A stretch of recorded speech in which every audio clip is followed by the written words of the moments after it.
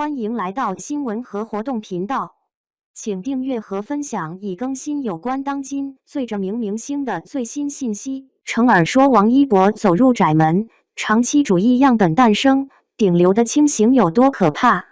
练舞苦吗？练习室的门打开，风吹进来很舒服。这是王一博对过往的回答，没有诉苦，没有抱怨，仿佛那些日夜颠倒的练习，异国漂泊的孤独，浑身伤痛的煎熬，都被那阵穿堂而过的风轻轻带走了。成耳导演曾说，他走进了一扇窄门，这扇门背后是12岁少年独自奔赴北京的身影，是韩国练习室镜子上的斑驳哈气，是无名片场连续42小时的不间断拍摄。而当这扇门终于被推开时，人们看到的不仅是顶流的光芒，更是一个关于热爱如何将苦酿成甜的答案。在韩国当练习生的4年，王一博的日常是凌晨2点湿透的练功服，膝盖上反复结痂的伤口，以及每2周仅有1天的奢侈休息。有人问，会觉得练舞和学舞是辛苦的事儿吗？王一博说，不会，是挺开心的事。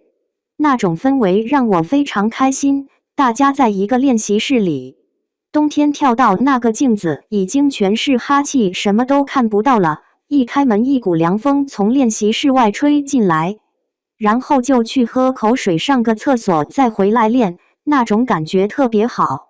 总之，做喜欢的事我就会开心。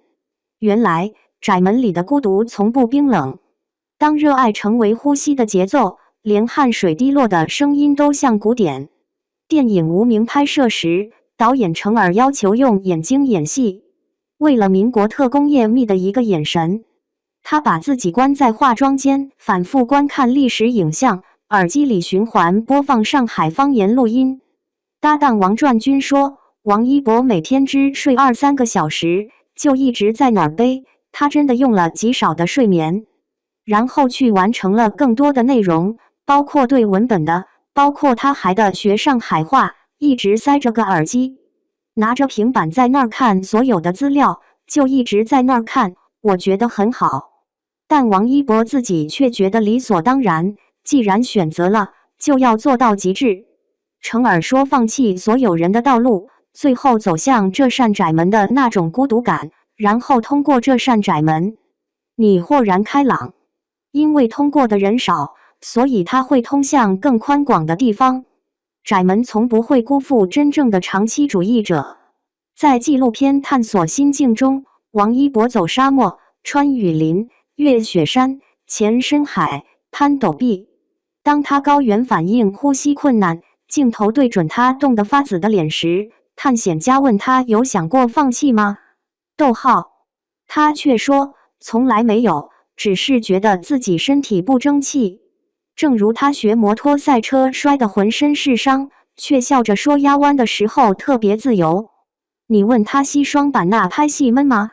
他说下雨的时候很凉快。那些常人眼中的苦，于他不过是通往热爱的阶梯。窄门里的修行，早已将忍耐化作了享受。正因如此，探索心境以综合影响力指数93.8的高分登顶年度计时榜首。他举起的摩托车赛事与 GD3 锦标赛冠军奖杯，在欢呼声中熠熠生辉。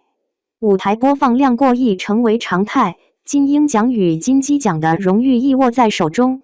窄门中，他对自己发狠，拥有了将伤痛淬炼成铠甲的能力。碎玻璃般的质疑与困难，终被他走成了一路繁花。站在27岁的路口回望，那个挤进窄门的少年依然清晰。他说他很幸运，年少成名，跨界全能，顶流光环。